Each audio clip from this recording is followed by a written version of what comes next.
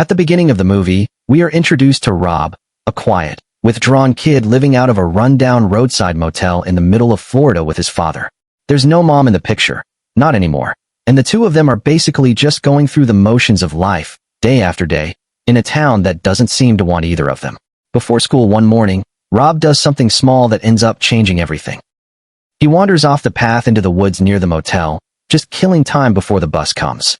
And it's here, walking alone under the trees, that grief catches up with him. We get our first real glimpse into what's actually going on inside this kid's head. Flashes of his mother's funeral, the crushing loneliness of that day, a wound that clearly never closed. He keeps walking anyway, and that decision is about to lead him somewhere he never expected. Because tucked away deep in the forest, half hidden and forgotten, there's an old wooden cabin. Rob edges closer, curiosity pulling him in, and then he stops dead in his tracks. There, right outside that cabin, is a tiger. Massive, caged, very much alive. For a few seconds, boy and beast just stare at each other. And you can feel it in that moment. This animal isn't just an animal. It's about to become the whole reason this story exists. Terrified, Rob turns and bolts, sprinting all the way back to the motel like the woods themselves are chasing him. Rob barely makes it in time to grab his bag and catch the bus. And that bus ride tells you everything about his life at school. A group of boys torment him relentlessly. He never fights back. He just goes quiet and stares out the window, letting it wash over him like it's happened 100 times before. Because it has. Then the bus stops, and somebody new climbs aboard. A sharp-tongued, no-nonsense girl named Sistine. The bullies immediately zero in on her name and start mocking her mercilessly. She doesn't cry. She doesn't argue. She just sits down like she's already decided none of them are worth her time. Neither of them knows it yet, but these two lonely kids are about to become each other's only lifeline. Later, in class, Rob is a million miles away. His mind is still stuck on that tiger. So he starts sketching it, and in his drawing, the animal isn't trapped anymore. It's free, powerful, running exactly the way it should. While he draws, we learn something quietly devastating. His mother used to be a woodcarver, and she's the one who taught him everything he knows about shaping something beautiful out of nothing. That memory doesn't get to sit for long, though. Rob's teacher suddenly calls him out of class and sends him straight to the principal's office. And this is where the movie drops its next gut punch. Rob has a serious skin condition. His legs are constantly raw, inflamed, and sore, and other parents at the school have started panicking, assuming their kids could catch it. The principal, clearly under pressure, tells Rob he needs to keep taking his medication and warns that he's about to send a letter home recommending Rob be pulled out of school entirely. Rob walks out of that office carrying yet another burden nobody his age should have to carry.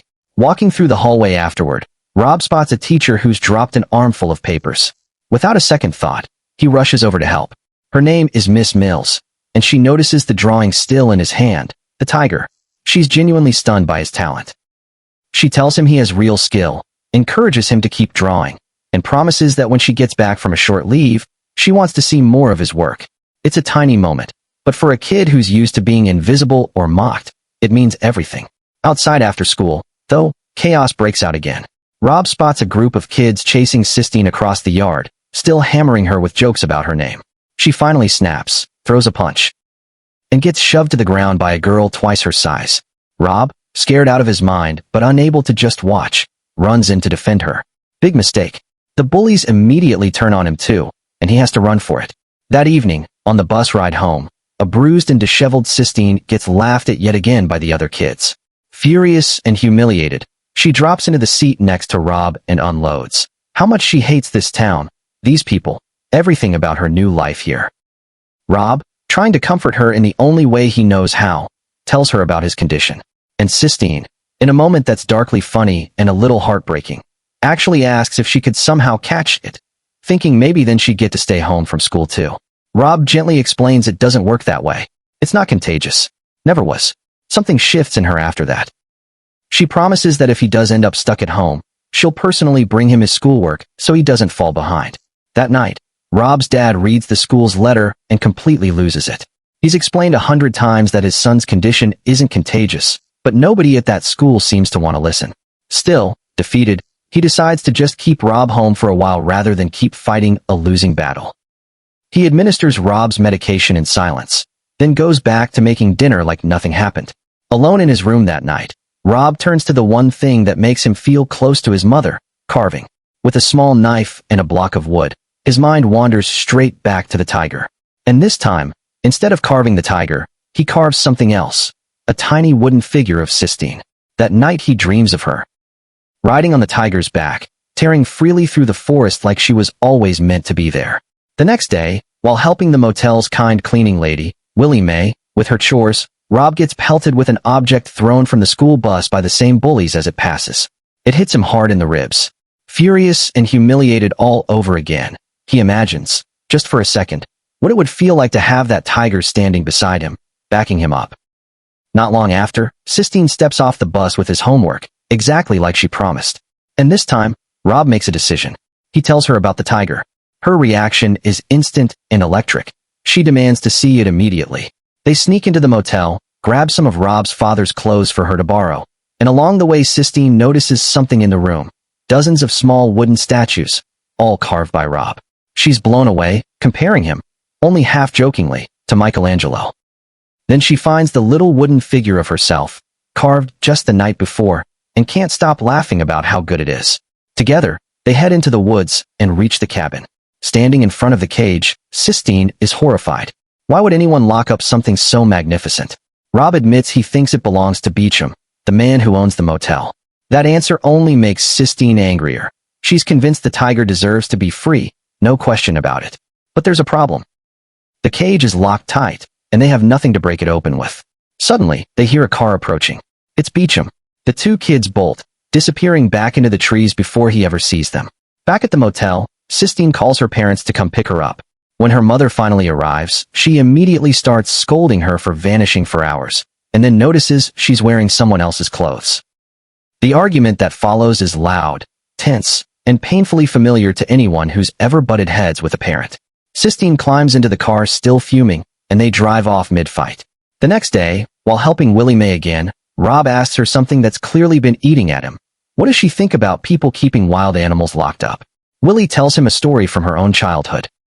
About a caged bird her father once gave her, one she eventually set free out of guilt, and how her father punished her harshly for it, insisting she'd just handed the poor thing over to a predator. Even so, Willie says she's never once regretted it. To this day, she still dreams about that bird flying free. That story is about to matter a lot more than either of them realizes. Later that same day, Beecham corners Rob and offers him a job, feeding a rare animal he recently acquired, for a little cash. Rob already knows exactly which animal he's talking about, but plays dumb. He tries to say his father needs him elsewhere, but Beecham brushes that off completely, essentially ordering him to come along whether he likes it or not. At the cage, Rob fakes surprise as Beecham brags about winning the tiger off someone who owed him money. When Beecham gets too close to the bars, the tiger lunges, and the man nearly falls over in fright, which Rob has to fight not to laugh at. Before leaving, Beecham shoves a set of keys into Rob's hands, making the boy responsible for feeding the animal from now on. And when he mocks the tiger on the way out, the tiger responds in the most undignified way possible, leaving Beecham covered in mess and screaming. He warns Rob, dead serious, tell no one about this tiger. On the drive back, they pass Miss Mills, who slows down, puzzled by the scene. Rob quickly assures her everything's fine. Beecham is far ruder, telling her to mind her business. Before driving off, she reminds Rob to come find her once he's back at school. Alone afterward, Rob hides the bag of raw meat Beecham gave him, terrified of what his father will think if he finds it. Staring down at the set of keys in his hand, one question refuses to leave him alone. Should he use them? When the school bus rolls by again, Sistine hops off, desperate to see the tiger once more. This time, Rob can't hold the secret any longer. He tells her everything about Beauchamp's job, and the keys now sitting in his pocket. Sistine's response is immediate. This changes everything. They have the keys now. They can actually do it. Rob hesitates, thinking of Willie's story about the bird. What if the tiger can't survive out there on its own? But Sistine refuses to accept that logic. She's convinced, completely and stubbornly, that the tiger deserves its freedom no matter the risk, and she declares she'll set it loose herself if she has to. Overwhelmed, she grabs the cage bars and shakes them out of sheer frustration, her anger dissolving into tears. Rob tries to comfort her. Once she calms down, she does one small thing to help. She pulls the canvas cover off the top of the cage so the tiger can finally see open sky again. That night, the two of them just lie there in the grass beside the cage, staring up at the stars while the tiger rests nearby. It's quiet. It's peaceful, and it's the calm before the storm. Back at the motel, they run into Willie Mae, and Sistine, still raw with emotion, snaps at her rudely. But instead of getting angry, Willie responds with something unexpected: patience. She admits she was just as rebellious at Sistine's age, but gently warns her that life won't just fix itself because she's angry. Sometimes you have to learn to face things head-on instead of lashing out. Sistine goes completely silent. That night, Rob walks in the door to find his father holding the bag of rotten meat, demanding to know where it came from. Rob refuses to lie, even though he was told to keep quiet, and admits Beecham gave it to him. His father, already furious, assumes Beecham is mocking their poverty and hurls the bag against the wall in disgust. When Rob tries to comfort him, his father just asks to be left alone. So Rob steps outside and does what he always does when the world gets too loud. He carves. The next morning, Rob gifts Willie one of his carvings, a small wooden bird. She's genuinely touched. When the bus arrives, Sistine tells Rob her mother has now flat out forbidden her from seeing him again. She doesn't care. She's not listening to that rule. Instead, she wants to track down Willie and get her advice about the tiger once and for all. They find her and lay everything out. At first, Willie doesn't believe a word of it, until they physically walk her out to the cage. Seeing the tiger with her own eyes, she's furious that Beecham would do something so cruel. Sistine immediately pushes for Rob to open the cage right then and there, but Willie stops them cold. Even though Beecham is clearly a terrible person, she warns that freeing a captive animal into the wild isn't automatically the right call. It might not survive. Sistine won't hear it. She argues that wild animals belong in the wild, period, and insists the tiger will figure it out, just like the panthers already living out there. Willie, calm but firm, tells them something that sticks with the whole scene. Sometimes the right choice isn't the safest one. And because of that, she thinks the kids should stay out of it entirely. That's when things boil over. Sistine says she'll just wait for her father to arrive, certain he'll back her up. And that's when Rob says something he probably shouldn't have, that maybe her mother's right about her dad. Maybe he isn't who Sistine thinks he is. That one sentence detonates their entire friendship. Hurt and humiliated, Sistine screams that she hates him and never wants to see him again, then storms off. Willie tries to comfort Rob and walk him back to the motel, but a few minutes later, he spots Sistine still walking away in the distance and takes off after her. When he catches up, he tells her the truth. He's changed his mind. He's ready to free the tiger. For her. For their friendship. She's skeptical at first, but he means it. Right at that moment, Beecham shows up.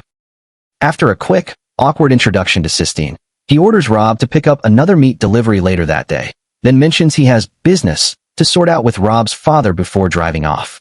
The second he's gone, Rob and Sistine realize this is their moment. They sprint through the forest straight to the cage. Rob doesn't hesitate this time. He pulls out the keys and works through the padlocks one by one. The tiger hasn't eaten in 2 days. It doesn't matter. They open the door anyway. The tiger slowly rises and steps forward. Rob backs away, almost breathless, telling the animal it's finally free. Sistine, calmer now, tells him to relax. The tiger already understands. For one suspended, unforgettable second, the tiger pauses right beside them, and both kids reach out to touch its fur. Then it turns, walks into the trees, and lets out a roar that seems to shake the whole forest. They watch it disappear, feeling, for the first time in this entire story, like they actually did something right. And then everything falls apart. A gunshot rips through the silence. Sistine collapses in shock, gasping, barely able to breathe. Terrified, the two of them sprint toward the road, and what they find there breaks the movie wide open. The tiger is lying on the ground. Rob's father is standing there, gun still in hand. He fired to stop the tiger from attacking Beecham, who'd been knocked to the ground during the chaos. Willie arrives just moments later. Rob drops to his knees beside the tiger, demanding to know why his father did it. And the answer isn't as simple as it looks. Beecham, it turns out, had just gotten into a violent confrontation with Rob's father and had actually pulled a gun on him first. In the panic of that struggle, the shot that hit the tiger was never supposed to happen. None of that softens the blow for Rob. Grief and rage collide all at once, and he lashes out at his father, shoving him, screaming that he hates him, that he doesn't even want to live with him anymore. And then, in the middle of all that pain, Rob finally demands the one thing he's been silently begging for since the day his mother died: say her name. His father has never once spoken it out loud since the funeral. Not once. Now, standing over a dying tiger with his son screaming in front of him, he finally breaks. He says her name, Caroline. And the wall he's been hiding behind for months collapses completely. He pulls his son into a hug, both of them finally letting themselves grieve out loud together. A few feet away, Willie quietly holds a shaken Sistine, while Rob's father helps Beecham back to his feet. Beecham, with absolutely nothing left to say, simply walks away. Willie gently tells the kids the tiger is somewhere better now. And as she looks over at Rob, she notices something remarkable. The wounds on his legs actually look like they're healing. For the first time in a long time, there's a flicker of real hope in this story. As everyone slowly heads back, Sistine turns to Rob and apologizes for everything she said earlier, telling him he's the best friend she's ever had. Walking together, they find his old drawing of the tiger lying on the ground. She tells him it's beautiful. He tells her to keep it. And in one last quiet, tender moment, Sistine leans over and kisses him on the cheek before the two of them walk off together. It's a bittersweet ending. Sad, yes, but also strangely hopeful. Because this story was never really about a cage in the woods. It was about everything each character had been keeping locked up inside themselves. Grief, anger, guilt, silence, and what happens when someone finally finds the courage to open the door. Maybe the tiger didn't get the ending anyone wanted. But Rob and his father? They finally got theirs. If this breakdown hit you the way it hit me, don't just scroll past it. Smash that subscribe button right now, because if you don't, you're basically telling me you don't want more of these deep dives, and honestly, that would break my heart a little. Every single subscriber genuinely keeps this channel alive, so if you've made it this far into the video, you clearly love this stuff, so make it official. And before you go, drop a comment down below. Tell me what part of this story hit you the hardest. Was it the tiger walking free, or was it that one word, Caroline, finally being spoken out loud? I read every single comment, and I want to hear your take. Thanks for watching till the very end. See you in the next one.